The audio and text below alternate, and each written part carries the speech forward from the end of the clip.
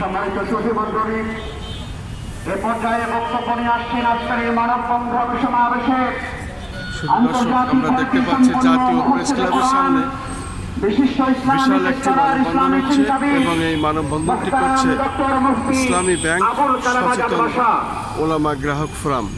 তারা এই জাতীয় প্রেস ক্লাবের সামনে মানববন্ধনটি করছে।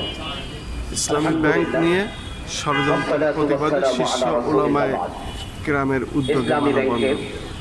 লুটেরাদের হাত থেকে রক্ষার জন্যই মূলত আজকের এই মানববন্ধন। আমরা আওয়ামী ফ্যাসিস্ট আমলে দেখেছি বাংলাদেশের অর্থনৈতিক জগতের সবচেয়ে প্রতিষ্ঠিত ও শক্তিশালী যে ব্যাংক সেটা ছিল ইসলামী ব্যাংক। আওয়ামী ফ্যাসিস্ট সরকার সে ব্যাংক থেকে লক্ষ কোটি টাকার উপরে লুট করে ব্যাংকটিকে রুগ্ন করে দিয়ে গিয়েছিল। এছাড়াও ইসলামী ব্যাংক সহ অসংখ্য ব্যাংক থেকে লক্ষ কোটি টাকার উপরে তারা লুট করেছে। ইসলামী ব্যাংকের যেই ধারা চালু ছিল সেটা স্থগিত হয়ে গিয়েছিল। এই সরকার আসার পর আমরা আশা করেছিলাম যে এর পরিবর্তন আসবে, কিছুটা এসেও ছিল, কিন্তু বর্তমান বিএনপি সরকার তারা আসার মাত্র 3 মাসের ব্যবধানে আবার সে লুটেরাদের হাতে ইসলামী ব্যাংকে তুলে দেওয়ার যে ষড়যন্ত্র করছে, আমরা এর বিরুদ্ধে তীব্র নিন্দা জানাচ্ছি। এই দেশের ইসলাম প্রিয় মানুষ ইসলামী ব্যাংকে তাদের টাকা জমা রাখে, কারণ তারা সুদ পছন্দ করে না।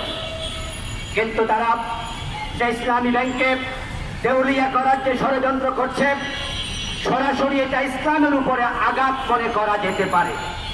কারণ ইসলামী ব্যাংকে দেউলিয়া করে দিলে এই দেশে অন্যান্য ইসলামী ব্যাংকগুলো আর টিকে থাকবে না। আমি বিস্মিত হই, একটি সভ্য দেশের মানুষ তাদের টাকা ব্যাংকে আমানত রেখে নিরাপদ বোধ করবে, কিন্তু বাংলাদেশে এখন টাকা ব্যাংকে রেখেও মানুষ নিরাপদ বোধ করছে না। এতে প্রমাণ হচ্ছে বাংলাদেশ ধীরে ধীরে অসভ্য দেশে পরিণত হচ্ছে এবং সরকার পরিকল্পিতভাবে দেশটাকে অসভ্যতার দিকে ঠেলে দিচ্ছে। ইসলামী ব্যাংক এই দেশের তৌহিদি জনতা রক্তে ধরা, আমরা এই ব্যাংকে দেউলিয়া হতে দেব না, প্রয়োজনে জীবন দিয়ে রুখে দাঁড়াবো। এই ব্যাংকের অস্তিত্ব রক্ষার জন্য আবার প্রয়োজনে জুলাই আন্দোলনের মধ্যে একটি আন্দোলন শুরু করা যেতে পারে প্রয়োজন হলে। আমরা সরকারকে বলবো সেই পথে যেন সরকার না হাঁটে। যে চেয়ারম্যানকে হাতের আধারে নিয়োগ দেওয়া হয়েছে, এই চেয়ারম্যান এসালম গ্রুপের সরাসরি লোক এবং তার স্ত্রীর নামেও অনেক কোটি টাকা অলরেডি ইসলামী ব্যাংক থেকে উল্টা পথে নিয়ে যাওয়া হয়েছে। সুতরাং এই চেয়ারম্যানকে তাড়াতাড়ি বরখাস্ত করতে হবে। ইসলামী ব্যাংকের পক্ষে কাজ করে এমন একজন ব্যক্তিকে চেয়ারম্যান নিয়োগ করতে হবে, যারা ইসলামী ব্যাংক প্রতিষ্ঠিত করেছিল। মায়ের কোলে তার সন্তানকে আবার ফিরিয়ে দিতে হবে। এই ব্যাংকে কোনোভাবে লুটেরাদের হাতে তুলে দেওয়া হবে না। আমরা আলেমরা আজকে সেই মেসেজ জাতিকে দিতে চাই। প্রয়োজনে আমরা আলেমরাও রাজপথে আবার নেমে আসবো ইনশাআল্লাহ। আসসালামু আলাইকুম ওয়া রাহমাতুল্লাহ।